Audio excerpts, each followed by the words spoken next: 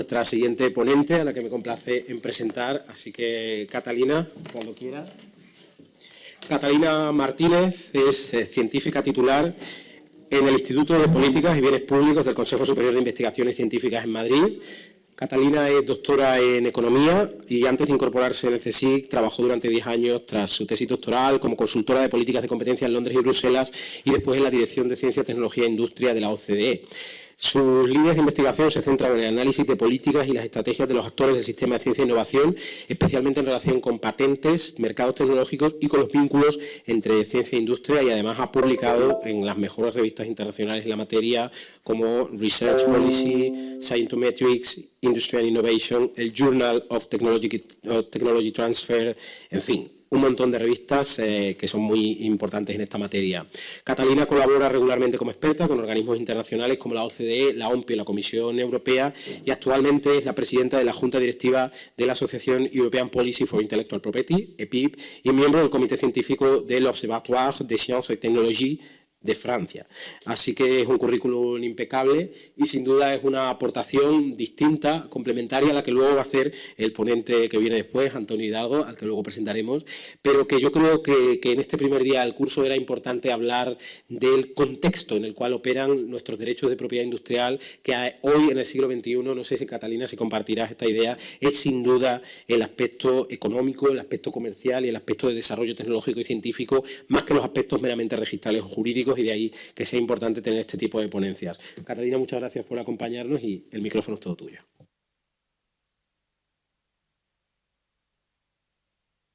Aquí, vale.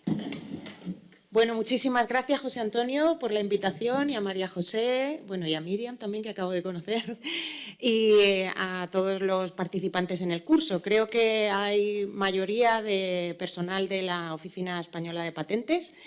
¿Quiénes no son de la Oficina de Patentes? ¿Sí?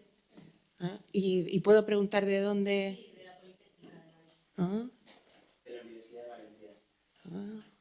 Vale, pues seguro que vosotros, ustedes y también todo el personal de la OPM sabe de lo que voy a hablar, en algunos casos más que yo, tal vez, ¿no?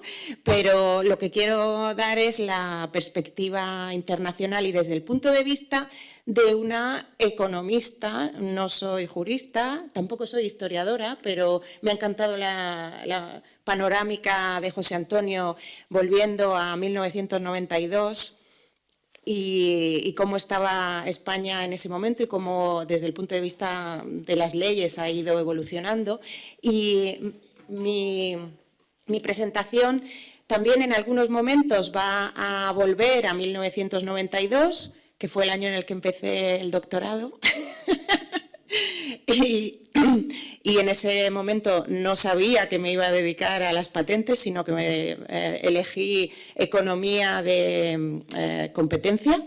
El derecho que estudiaba no era el derecho, la excepción de conceder derechos exclusivos sobre patentes o títulos de propiedad intelectual, sino garantizar que no hay derechos exclusivos y que hay competencia, pero luego, que era el derecho a la competencia, pero luego vi que era mucho más interesante estar cerca de los científicos, de los inventores, de los examinadores, porque es un área muy, muy dinámica y que nos habla del futuro, y por eso me gusta tanto este tema. Bueno, el título de la presentación de la clase es muy amplio. Tendencias actuales de la propiedad industrial. Primero, dejamos fuera la propiedad intelectual, que en el extranjero es el mismo término.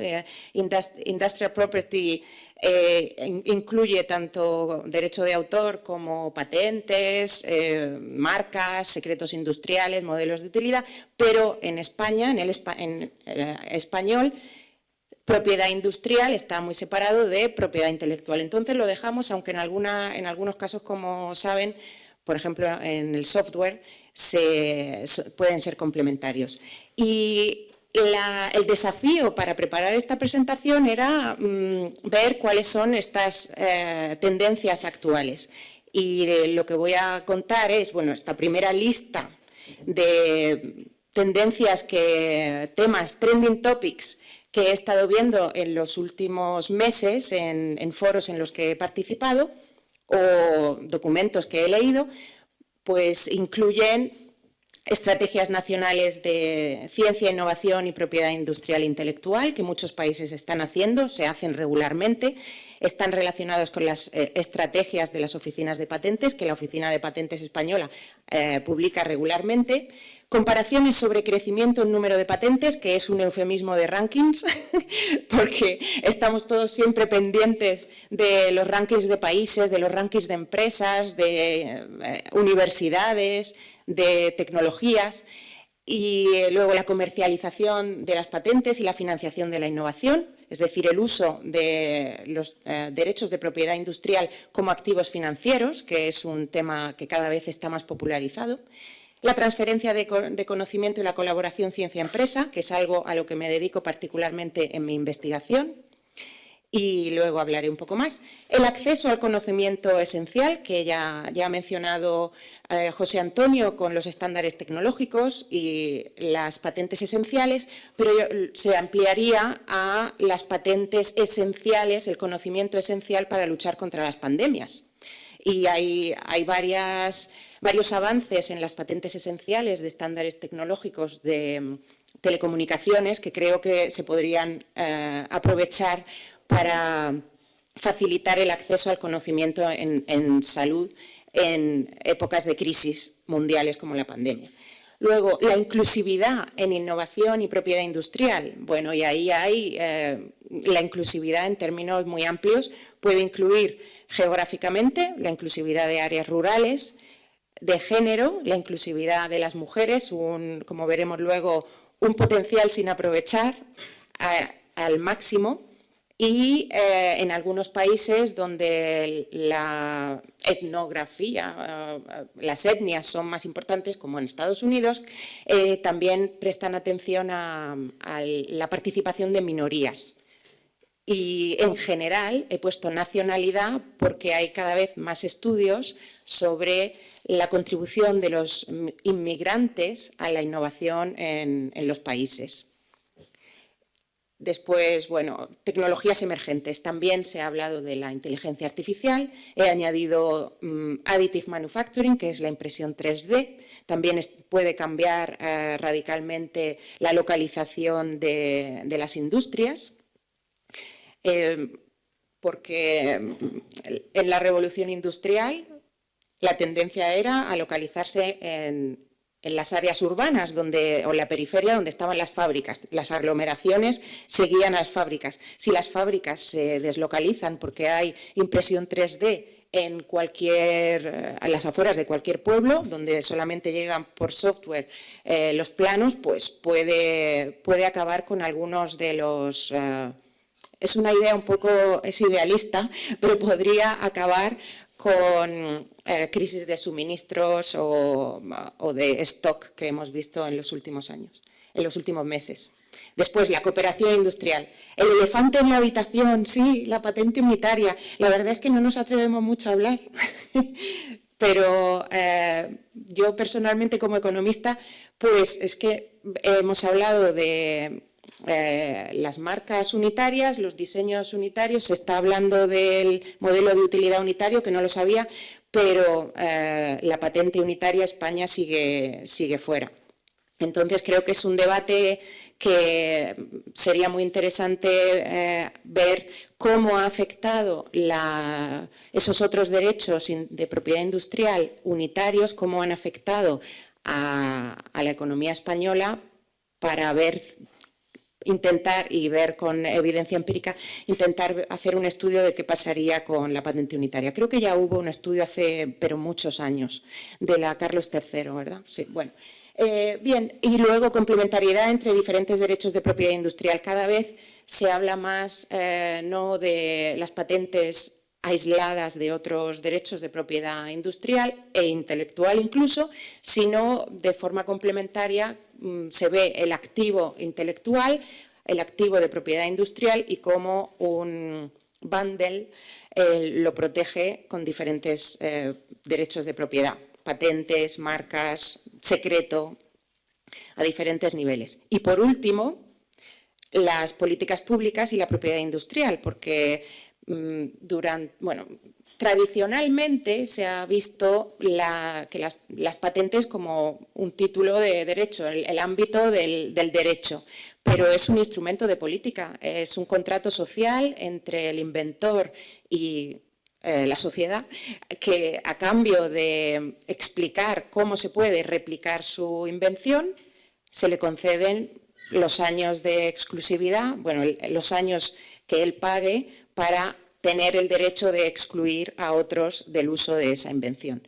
Y, por tanto, al ser un instrumento de política, política pública, pues está relacionado con todas las otras políticas públicas, pero falta en muchos países, incluida España, pero no es el único, falta esta dimensión o esta perspectiva holística de ver las patentes dentro de una política más integrada, de ciencia, innovación, fiscalidad, igualdad, migración, educación. Bueno, entonces, ¿de dónde me he inventado yo esta lista de la compra?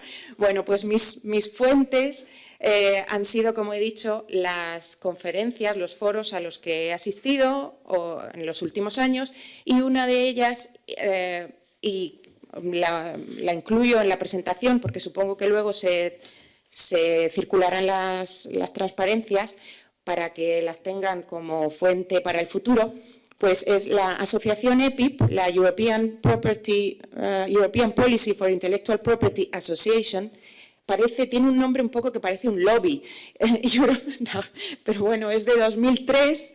European Policy for Intellectual Property es una asociación de académicos, de juristas y economistas, y también algún politólogo, pero sobre todo economistas y juristas internacionales. La mayoría somos europeos, pero hay algún americano también. Y soy la presidenta desde septiembre de 2021 hasta septiembre de 2022, y las dos fotos que hay aquí son primero la conferencia, que será 14 y 16 de septiembre en Cambridge. Está abierto el periodo de registro, o sea que si quieren ir a Cambridge en septiembre, es una oportunidad estupenda para estar al día de todos los avances en la investigación en economía y derecho de propiedad intelectual e industrial. Ahí son los dos tipos. Y la última conferencia fue en Madrid. Y gracias a la Oficina Española de Patentes, a José Antonio y a María José en especial, fue un éxito. Fue la primera conferencia. Bueno, también a Luis Ignacio, que está sentado ahí, también participó, y gracias a Pons también tuvimos, fue espectacular. La conferencia fue la primera después de la pandemia y tuvimos 300 participantes, 200 online y unos 100 físicos, presencialmente. Y hubo sobre todo la inauguró el director de UIPO y el director de la OEPM, y a lo que me voy a referir sobre todo, hay muchos vídeos en la página web, pero a lo que me voy a referir sobre todo es a la última mesa redonda, la mesa redonda de los economistas jefe de las oficinas de patente más importantes del mundo, donde les preguntamos a los economistas jefe de USPTO, de la OMPI, de EPO, de la Oficina de Inglaterra, y al director de la Oficina de Patentes Española, José Antonio, que nos dijeran cuáles son los desafíos más importantes actualmente en sus oficinas como preguntas de investigación para nosotros, para los académicos, que éramos los que escuchábamos. Entonces, esta es una de las fuentes más importantes de esa lista anterior. Y pues la OMPI, la Organización Mundial para la Propiedad Intelectual, Carsten Fink, empezó diciendo la geografía de la innovación. ¿Cómo podemos? Bueno, todos ellos dijeron lo que estudiamos sobre todo como unidades de economía, de análisis económico económico y estadístico dentro de las oficinas, lo que estudiamos sobre todo es cómo explorar al máximo los datos tan ricos que tenemos a nuestra disposición. Datos administrativos de solicitudes y examinación y concesión de los derechos de propiedad industrial, examinarlos, cruzarlos con otras bases de datos para intentar responder a preguntas. Entonces, en la OMPI, la geografía de la innovación. Su pregunta es, ¿dónde están los clústeres? ¿Dónde están los lugares más innovadores del mundo? Ellos usan las solicitudes de patentes PCT y diferencian por tipos de tecnología, han geolocalizado todas las solicitudes PCT y hablan de los hotspots de innovación. Y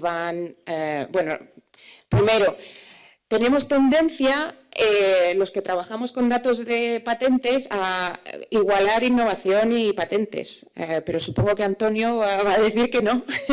Y yo misma, tenemos tendencia, eso lo he visto en alguna conferencia, un símil que me gusta mucho, es que buscamos la innovación como el borracho que busca las llaves debajo de la farola.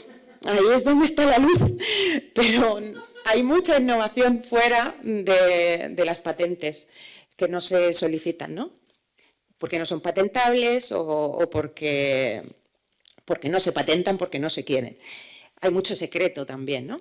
Entonces, geografía de la innovación. Segundo, participación de las mujeres en la innovación. Es el boom de los últimos 5 o 6 años, yo diría. Todas las oficinas de patentes en el mundo, casi todas, están sacando informes y bases de datos sobre donde asignan género a los inventores, porque no creo que sea en ninguna oficina un requisito declarar el género. A lo mejor algunos están empezando, pero lo que se hace normalmente es con algoritmos y diccionarios de nombres, pues dicen Catalina, mujer, pero llega Dominique y Dominique puede ser mujer, puede ser hombre, Frédéric puede ser mujer, puede ser hombre. Entonces hay algún margen de error. Y puedo hablar de, la oficina voy a ir paso a paso. Pero lo que digo es que sacan informes, pero también publican bases de datos en acceso abierto que se pueden usar por cualquier investigador o por cualquier oficina de patentes para hacer sus propios cálculos, con sus datos o con sus algoritmos. Último, de la OMPI, tasa de crecimiento y dirección de la innovación. Bueno, pues sí, aquí ellos intentan identificar nuevas tecnologías y, otra vez, buscando debajo de la farola, pero es lo que tenemos, y ahí la inteligencia artificial o la biomedicina y las soluciones contra la pandemia son fundamentales. Después, la Oficina Europea de Patentes. Jan Menier, el economista jefe, empezó diciendo el impacto del sistema de patentes en Europa. Y esto incluye, sobre todo, la participación de las pymes, de las pequeñas y medianas empresas, y, aunque lo dijo en último lugar, tal vez porque estaba en España, la patente unitaria.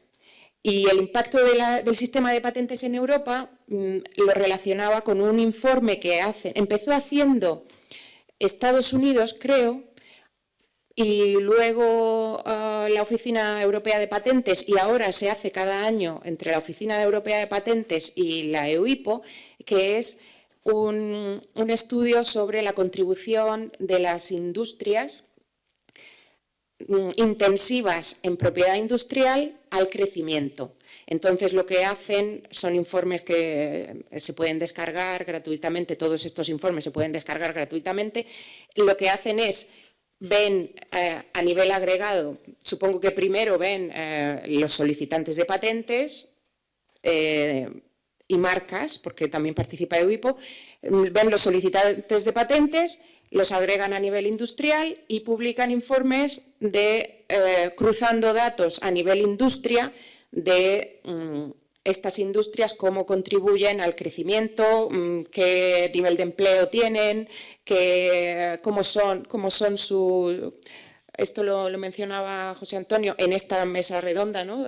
Cómo pagan a sus empleados, y lo que se observa es que las industrias intensivas en propiedad industrial son las que más contribuyen al crecimiento y a muchos indicadores de performance, de rendimiento. Pero es solamente correlación, ahí no hay causalidad. Hay que tratarlo con mucho cuidado porque hay otras variables, o sea, hay empresas y hay industrias fuera de estas intensivas en propiedad industrial, es decir, que solicitan muchos derechos de propiedad industrial, que también contribuyen bastante al crecimiento. Pero tiene mucho éxito y mucho eco mediático este informe. Después, bueno, las tecnologías y los ecosistemas de innovación y la comercialización de nuevas tecnologías. Aquí está incluido lo de las patentes esenciales también y la inteligencia artificial.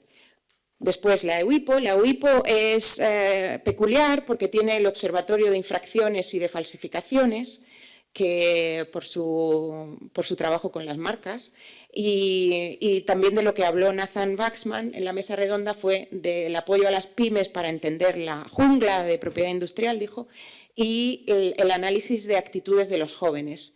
Luego, este informe que hacen con la EPO y desde el punto de vista geopolítico, pues también mencionó algo que preocupa en Estados Unidos y también en Europa, pero tal vez en menor medida, el crecimiento de China como gran solicitante de marcas y de patentes, que está sobrepasando a otros países, a Estados Unidos, por ejemplo. Y luego la oficina de Reino Unido, otra vez la diversidad y la participación de las mujeres, como he dicho, es un tema muy candente. Esto fue interesante. Sam Brand, el Chief Data Analyst de UK IPO, dijo que se están centrando, hay una transformación en la oficina del Reino Unido, se están centrando en un cambio, una transformación para ser una oficina centrada en los clientes, lo llamaba los clientes, los solicitantes, customer centric en vez de right centric. Antes decía, nos llegaba una solicitud de patente y la tratábamos como un récord, como una entidad independiente y la seguíamos, qué le pasaba, la solicitaba, la concedían. Y ahora lo que analizan, lo que intentan analizar, pero dice que les está costando mucho trabajo cambiar todo el sistema, es la empresa o el individuo o la universidad X ha solicitado este año tantas marcas, tantas patentes y hacen su unidad de observación y de seguimiento es el cliente.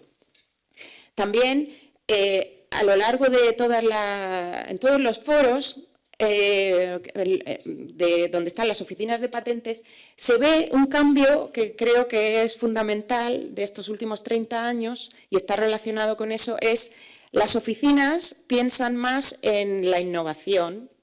Por ejemplo, análisis de los determinantes de la propiedad industrial. Piensan más en la innovación y el papel de la propiedad industrial en la innovación y no tanto en un sistema tautológico de propiedad industrial aislado de los demás. Y bueno, terminó USPTO, inclusividad y mujeres también, e inteligencia artificial. Y algo de lo que habló también Andy Toole, el Chief Economist de USPTO, las tasas de patentes, cómo fijar los precios para estos clientes.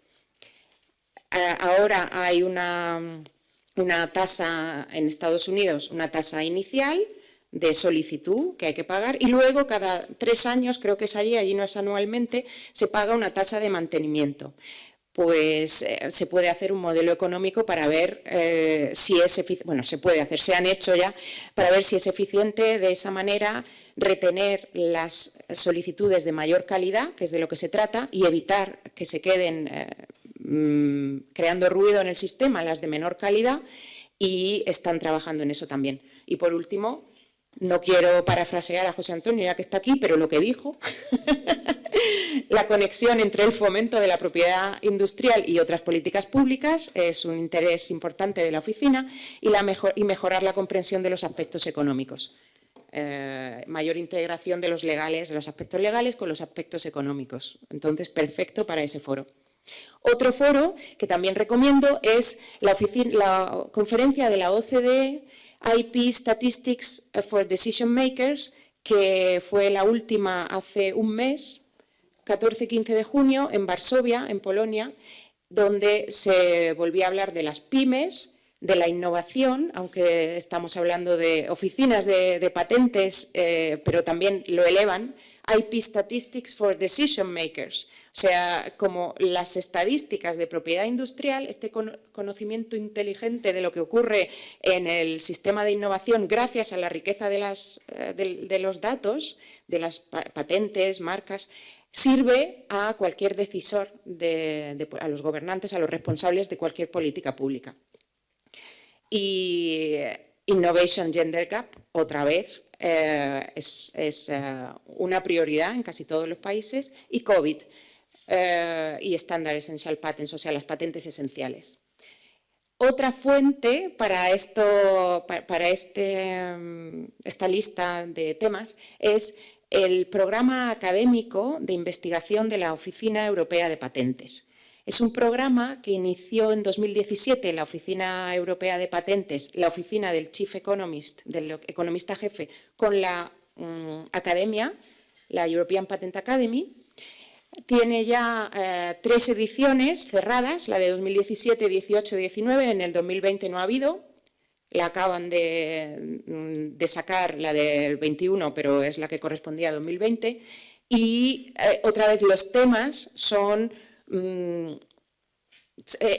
o sea, el objetivo es usar los datos de las oficinas que generan, datos administrativos que generan las oficinas de patentes para estudiar preguntas de investigación más amplias, de innovación, de crecimiento, y cada vez hacen más hincapié en usar tecnologías de lenguaje natural, Natural Language Processing e inteligencia artificial para el uso de estos datos.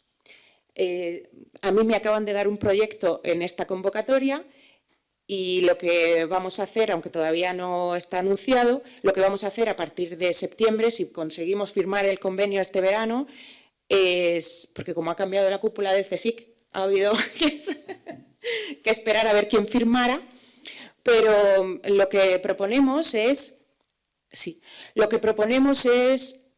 cruzar datos de tesis doctorales en 4 países europeos, España, Francia, Alemania y Holanda, con publicaciones y patentes para estimar la probabilidad de que estos doctorandos se conviertan en inventores o que sus publicaciones sean citadas en patentes. Entonces, es la relevancia tecnológica de las tesis doctorales de los últimos 30 años en estos 4 países. Y nuestro objetivo será, después de los 3 años del proyecto, intentar convencer a las instituciones para que se convierta en una infraestructura permanente, porque en Europa no existe a día de hoy, como en Estados Unidos, una base de datos de seguimiento de los doctores. Nuestra entrada, ya que era una solicitud al programa de la EPO, ha sido la relevancia tecnológica, pero cualquier estudio que se haga siguiendo a los doctorandos y su producción científica o sus carreras, a mí me interesa muchísimo ver cuántos de estos doctores se fueron a la empresa, no a las instituciones. Cuáles se fueron a la empresa y no a la academia, porque lo que falta en España y en muchos otros países es más capacitación en la industria y más innovación y más ciencia, más inversión en investigación y desarrollo. Bueno, lo verá. Ahora, volviendo a... Ya hemos empezado con la lista. Ahora les he contado de dónde he sacado la lista. Ahora voy a... 11:23, sí. Ahora voy a hablar un poco de temas en concreto de la lista y intentando decir un poco mi contribución en algunos casos. En el tema de la inclusividad y de las diferencias de género, Este proyecto que acabo de mencionar de los doctorandos tendrá su dimensión de género. Veremos si hay diferencias entre doctores mujeres y doctores hombres, o entre supervisores hombres y supervisores mujeres, si les ayudan más, si les ayudan menos a tener relevancia tecnológica en sus contribuciones.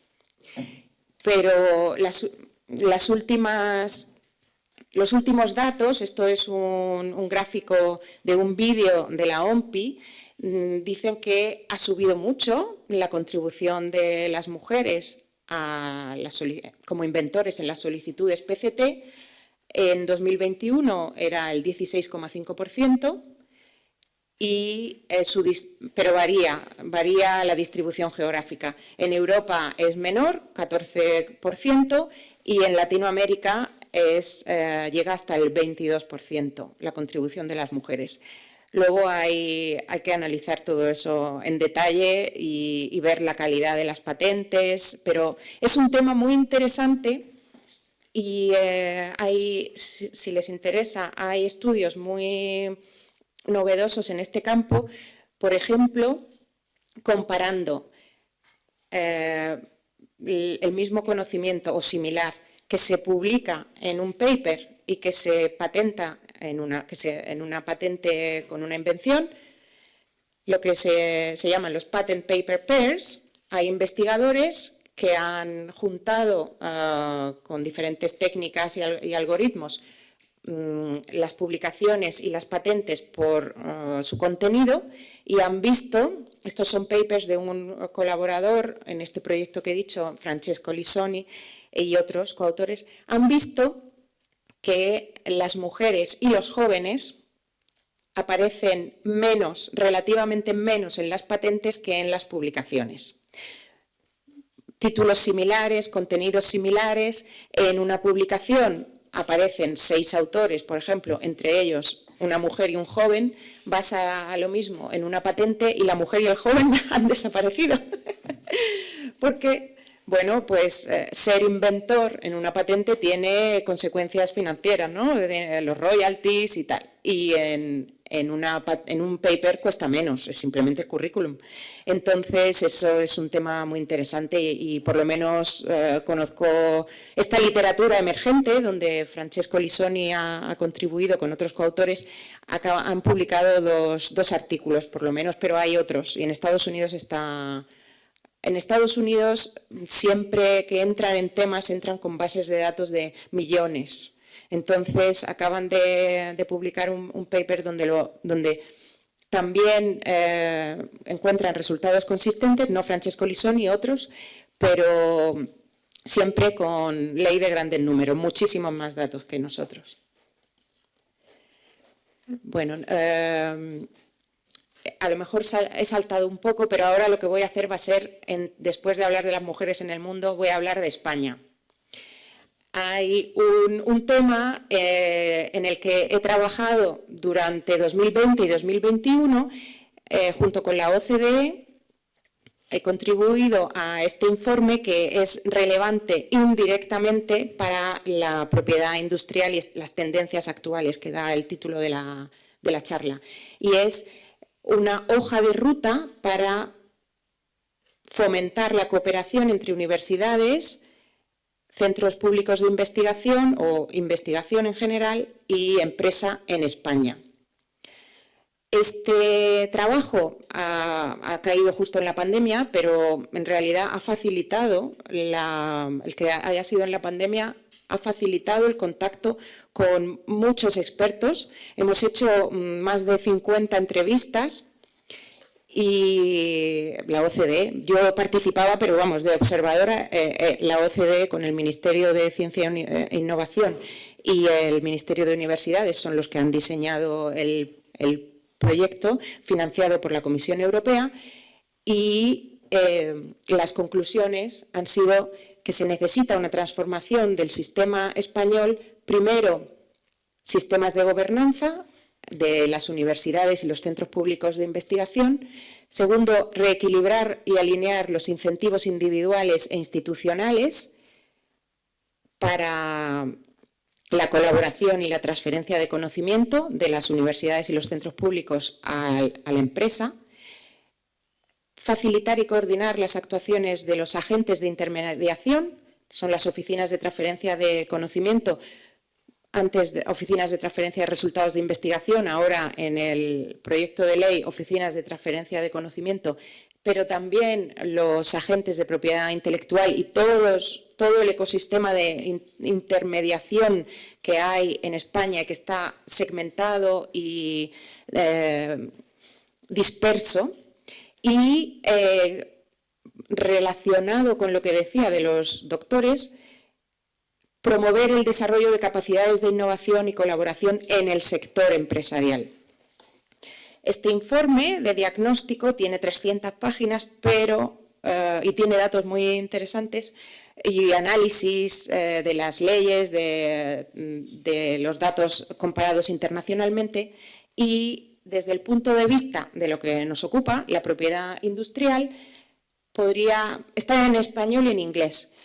He seleccionado esta evolución de principales vías de registro de patentes por solicitantes españoles con años de prioridad 95-2017, donde se ve cómo es verdad que ha caído la presentación directa de patentes en la Oficina Española de Patentes, la línea roja del primer gráfico, pero ha subido la directa en la Oficina Europea de Patentes y es la que ha subido más. Claro que todavía hay que esperar, por lo menos los observadores desde fuera, que usamos los datos de PatStat, la base de datos mundial, porque a mí lo que me interesa... Si me permite, sí, claro. Yo añadiría a ese gráfico que veo que llega hasta el año 2017, Claro. que se han cruzado, ahora mismo hay más solicitudes de patentes de base española en vía europea que en vía nacional, Anda, a día de hoy. vaya. En concreto, en el año 2021 hubo aproximadamente 1.400 solicitudes de patente nacional frente a 1.954 solicitudes de patente europea. Es decir, ese gráfico, ¿no?, que se ve en mi derecha, Sí. vuestra izquierda, esas dos líneas se han cruzado. Vale. Pues un análisis que supongo que estarán haciendo es el impacto de la Ley 2015 de patentes y la eliminación del examen sustantivo a la carta y todo esto. Es muy interesante ver, espero que verlo o analizarlo, ver qué tipos de solicitudes han caído más y si al quitar el registro puro y duro, si son los solicitantes individuales los que más han dejado de solicitar, qué tipo de solicitante se ha ido a Europa y qué tipo de solicitante se ha quedado. Todo eso es muy interesante y desde el punto de vista económico cualquier cambio legal nos encanta porque ya tienes un experimento natural para estudiar el antes y el después. Y en España pues tenemos esta ley de 2015 con tantos cambios. Bueno, hay más datos ahí, hay otros. Luego también hice una distribución por tipos de solicitantes. No se ve la línea gris, pero la línea gris son solicitudes de universidades públicas españolas y lo que ha caído mucho desde 2009 son las solicitudes de empresas en las entradas directas en la OEPM y la fase nacional. Y las empresas que van a la Oficina Europea se mantienen en el gráfico de la derecha más o menos estables. Pero bueno, esto es todo agregado y lo interesante está en los detalles. En las tecnologías, en los tipos de empresas, cruzar las empresas con sus datos corporativos, ver si son pymes, si son startups, si son multinacionales, ver quiénes son sus patent attorneys, porque todo esto se puede ver en las bases de datos. Si son estrategias también legales, sus familias de patentes, hay mucho que hacer. Entonces, otra característica española que no está en ese informe de la OCDE, sino en otro informe en el que he participado hace poco, el informe del Observatorio de la Caixa, que presentamos en abril de este año, es el porcentaje de patentes académicas definidas en el sentido amplio como solicitudes de universidades y solicitudes de centros públicos de investigación sobre el total de solicitudes de patentes EPO de origen de cada país. Este porcentaje de solicitudes académicas respecto al total es mayor en España, en Portugal y en Francia que en otros países. Entonces, a mí he estado en alguna reunión en la que se vuelve a hablar, como siempre, de la paradoja. La paradoja europea, se publica mucho, se patenta poco.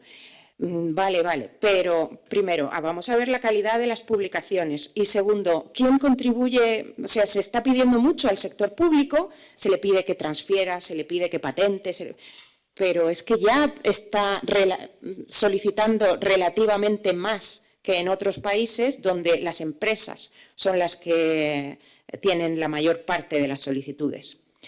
Si han visto los últimos datos me refiero a la Oficina Europea de Patentes a menudo porque es más fácil para las comparaciones, pero por supuesto la Oficina Española de Patentes tiene muchos datos que podría analizar, aunque ahora no los he analizado para esta presentación. Pero bueno, lo que quería decir es que a lo mejor, Antonio, lo vas a decir luego, el ranking de Index de la Oficina de Patentes Europea, que Siemens es la empresa es la institución que más patenta en Alemania y en España es el CSIC. Ahí se ve quiénes son los clientes en cada oficina, ¿no? Luego, esto es más interesante, yo creo. Todavía quedan 25 minutos, pero también quería saber si hay alguna pregunta.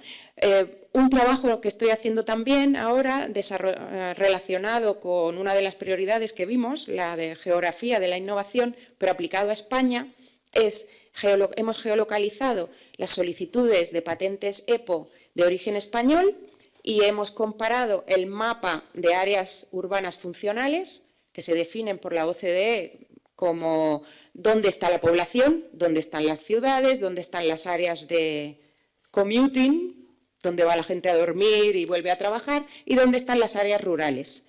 En el gráfico, en el mapa de España de la izquierda, las áreas naranjas son las áreas urbanas principales. Núcleos urbanos, exactamente. El naranja más claro son las áreas de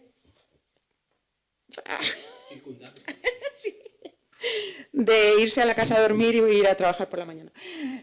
Y el blanco, áreas rurales.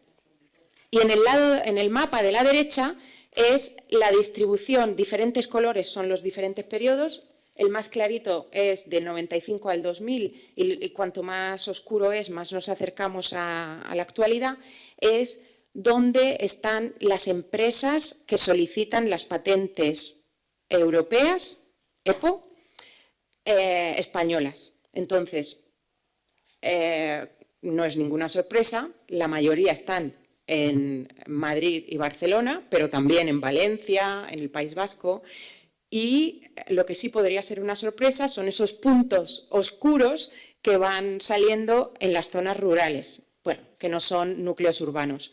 Y este trabajo lo estoy haciendo con dos compañeras de mi instituto, Adelheid Hall y Clara Casado, para caracterizar estos clústeres de innovación medido por patentes en España. ¿Querías decir algo? Vale. Y está relacionado con un proyecto que nos han dado de líneas estratégicas para ver la impresión 3D. ¿Cómo podría cambiar la industria en España si se localizaran fábricas 3D en estos núcleos, estas áreas rurales y si las empresas innovadoras o las no innovadoras estarían interesadas en adoptar esta tecnología disruptiva? Veremos. Vamos a empezar ahora unas encuestas. Otro tema en el que he trabajado, estoy trabajando ahora, y si vienen a Cambridge verán los últimos resultados que voy a trabajar este verano, Esta creo que es la última, sí, a ver, es la última transparencia. Solicitudes de patentes con los términos COVID-19 y SARS-CoV-2. ¿Por qué he empezado a trabajar en COVID? Pues porque todo el mundo trabaja con esto. Bueno, la verdad es que he estado esperando desde marzo 2020, porque todos sabemos en esta sala que había mucho movimiento inventivo y científico para luchar contra la pandemia, pero en términos de patentes había que esperar 18 meses hasta que se publicaran las solicitudes, con excepciones, porque también ha habido algunas oficinas de patentes que han hecho sistemas de publicación acelerado. Pero había que esperar en términos generales para ver la situación de las patentes en el mundo relacionadas con COVID. Y además también sabíamos, con todo el debate sobre el IP waiver, la abolición de la propuesta de Sudáfrica y Corea, creo que era, ¿no? Sí, para que se... ¿no? India, perdón, sí, de India, pero casi todos los países lo suscribieron. Era en octubre de 2020 una propuesta de India y Sudáfrica para no aplicar los sistemas de patentes a las invenciones relacionadas con soluciones de la pandemia. Luego Estados Unidos en mayo de 2021 lo impulsó. La Comisión Europea, sí. Sí, Biden, una de sus primeras decisiones que sorprendió a mucha gente fue decir, suscribo la propuesta de estos países, que ya había sido seguido por muchos países. Bueno, ya tenemos debate.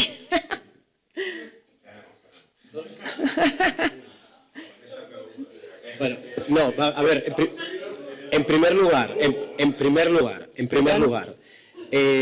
hay silencios que fueron sorprendentes respecto de la declaración de Sudáfrica y de la India. Fundamentalmente Rusia y China. Claro, ¿qué estaba pasando en Rusia y China? Que estaban desarrollando sus propias vacunas de la COVID. Esto significa que hubieran resultado perdedores del establecimiento de un waiver. Por tanto, esta idea de países industrializados frente al resto del mundo se rompió absolutamente. Entonces, de ahí que haya determinados países que no hayan querido abordar este asunto del waiver en esos términos. Y luego, lo que realmente hizo Estados Unidos no fue aceptar la propuesta, fue aceptar la apertura de un debate sobre la propuesta en el seno del Comité de los ACPI de la OMC. Además, se hizo en un momento en el cual Estados Unidos, como consecuencia de su sistema político-administrativo, tenía ya persona al frente del Trade Representative de los Estados Unidos, puesto que esto fue una publicación vespertina para mí, matutina para los estadounidenses, porque claro, nos llovió como te puedes imaginar, por eso me acuerdo perfectamente, de la US Trade Representative, es decir, del máximo representante comercial para las negociaciones internacionales en el seno de la OMC y en otros foros multilaterales de comercio de Estados Unidos, y en un momento en el cual no había persona al frente de la USPTO. Es decir, en mi opinión, fue una declaración, en primer lugar, no informada por la parte de propiedad intelectual en profundidad, y en segundo, en ningún caso fue una aceptación del waiver. Fue una aceptación del debate sobre el waiver en el seno del acuerdo de los ADPIC, que a mí me parece radicalmente distinto a decir que Estados Unidos apoyó Desde un impulso. Efectivamente. No. Lo que parece es que se le dio un impulso, pero en realidad lo quiso encapsular. Eso es. Lo hicieron ahí, ya lo hicieron ahí. Ah, sí. ¿Eres Alfonso? Sí. ¿Y trabajas en la OPM? En la comisión. Vale, es que no nos conocemos. Sí. No, porque como han dicho antes, Alfonso va a hablar mañana. Vale. Sí, pues la Comisión Europea sacó, creo que en verano, ¿no? O junio, no me acuerdo, de 2021, diciendo lo que importa no es pero lo puede decir mejor, lo que importa no es abolir o no, sino la transferencia de conocimiento y transferencia voluntaria, ¿verdad? Sí.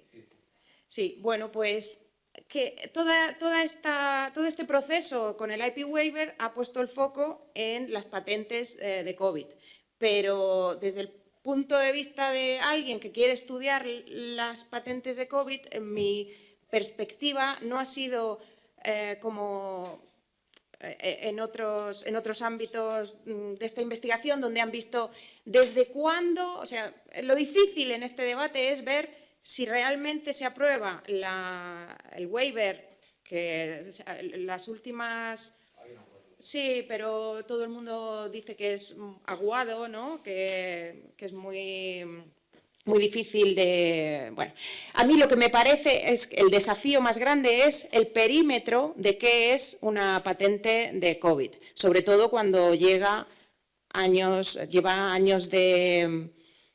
de investigación pública y de empresas, donde hay muchísimas patentes de décadas, y lo que hice fue diferente. Lo que hice fue mirar cuándo aparecen estos dos términos, COVID-19 y SARS-CoV-2, en los textos de las solicitudes de patentes en el mundo, y teniendo en cuenta que son términos nuevos, que no existían antes de, digamos, diciembre de 2019, enero 2020. En enero 2020, el 12 de diciembre de 2019, el primer paciente fue hospitalizado. El 25 de enero de 2020 había 1.975 casos. Antes no se le había dado un nombre. Entonces, lo que hice fue mirar en las bases de datos de Dimensions, que es un proveedor que tiene todas las bases de datos de patentes, con búsquedas por texto completo bastante fácil, y esto es lo que obtuve. Fechas de publicación de estas patentes empiezan en enero 2020, fechas de publicación, fechas de solicitud, pero lo que no pongo en esta transparencia, y es en lo que me voy a centrar para la presentación de Cambridge, son las fechas de prioridad. Y ahí es donde encontré algo bastante interesante, porque hay patentes con prioridad bastante antigua y prioridades no publicadas. Y eso nos lleva al sistema de las patentes provisionales de Estados Unidos. Las patentes provisionales de Estados Unidos no se tienen que publicar, y aparecen como prioridad en documentos publicados después. Entonces, mi análisis son las familias de patentes que mencionan COVID y SARS-CoV-2 y cuáles son sus prioridades. Y mi enfoque es la necesidad de una mayor transparencia para... Eso sería la recomendación normativa, pero mi interés anterior es ver quiénes son los que han solicitado esas patentes provisionales que sobre la marcha han añadido estos términos, porque era con buena intención posiblemente. Tengo algo que provisionalmente tiene una prioridad de 2019, viene la pandemia y veo que es posible que ayude a la pandemia, pues le doy... añado el término en las reivindicaciones cuando solicito la definitiva. Pero es curioso que lo que falta por analizar, y lo voy a analizar este verano. Y... ¿Te puedo hacer una pregunta? Sí. Para situar respecto del mundillo ya lejos. Las frustraciones y lo que no han licencias solicitatorias a las patentes relacionadas con las vacunas del COVID. La frustración. Bueno, es que el debate se centró en las patentes, pero en realidad lo que faltaba era capacidad de producción. Entonces, en mi opinión, fue un desvío de la atención mediática desde dar capacidad de manufactura de las vacunas a los derechos de propiedad industrial, pero no eran los obstáculos, sobre todo porque había compras anticipadas a nivel de Estado que no hacían necesaria tanto la protección por los derechos de propiedad industrial para tener los incentivos, porque el riesgo y los beneficios, el riesgo estaba totalmente reducido para estas empresas porque tenían millones y millones ya garantizados para dar las vacunas, incluso cuando estaban en producción, o sea, todavía no habían sido aprobadas, y los derechos es una lucha ideológica.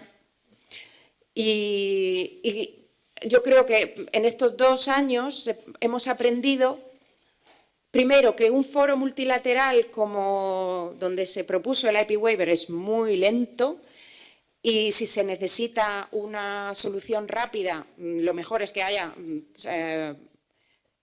otras alternativas, que hay que capacitar a los países en vías de desarrollo para poder tener sus fábricas, pero India y Sudáfrica es que tienen fábricas porque son fabricantes de genéricos. Entonces, se mezclaba la angustia, la frustración de ver a la gente que se moría con algo que los gobiernos tienen en su mano, que es, pues venga, damos las patentes, pero ¿qué hubiera pasado si se dan las patentes? Pues que no se hubiera podido. Hay luego una mesa redonda, tenemos que hacer una pausa porque además hay que renovar el aire, así que Catalina, si quieres finalizar hoy ya, finaliza y dejamos las ponencias, dejamos el debate también para después de la ponencia que también va a dar Antonio, porque también va a hablar sobre aspectos económicos de la innovación y otros indicadores, etcétera. Así que, Catalina, si te parece, finaliza tu intervención y hacemos una pausa de unos 20 minutos. Para finalizar la intervención, solamente decir que también me sorprendió algo que no voy a comentar, solamente lo digo y así tenemos algo de qué hablar luego, son las familias de patentes de COVID. Pues nada, muchas gracias, Catalina. Y hacemos una pausa, retomamos dentro de 20 minutos.